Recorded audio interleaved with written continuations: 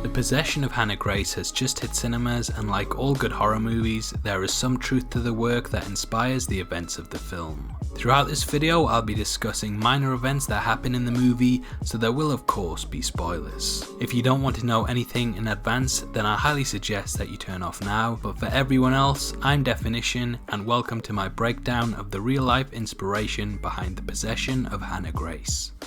In The Possession of Hannah Grace, we follow Megan, an ex-cop who now works in a morgue. In an interview with The Daily Dead, the film's writer Brian Siv and producer Sean Robbins stated that the film's initial inspiration was a newspaper article about a woman in LA who was ordered to take part in community service, and her service was in a morgue. This fish out of water aesthetic is immediately something that most viewers will pick up on when watching the film, and it certainly adds to the tension. Personally, I believe the film has slight tie-ins to the real-life exorcism of Annalise Michel, who was also the inspiration for the film The Exorcism of Emily Rose. In Annalise's real life, she was a young girl that began experiencing seizures at the age of 16. She was diagnosed with psychosis caused by temporal lobe epilepsy and then depression.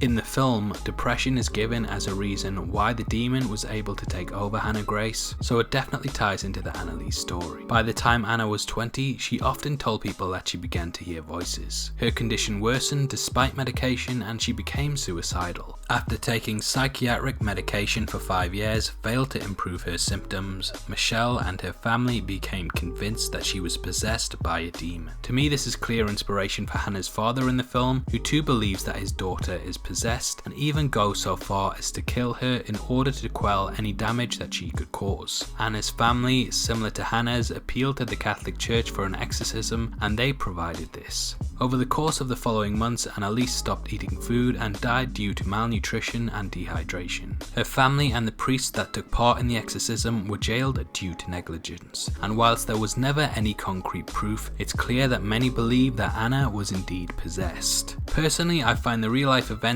eerily similar to the setup of Hannah Grace's possession, even down to the neglect of her parents. The producers have not admitted any tie-ins as of such, but I believe the similarities are quite striking.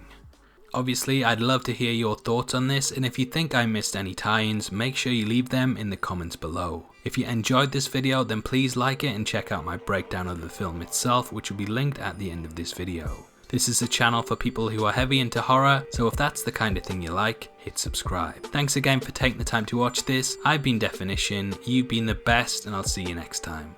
Take care, peace.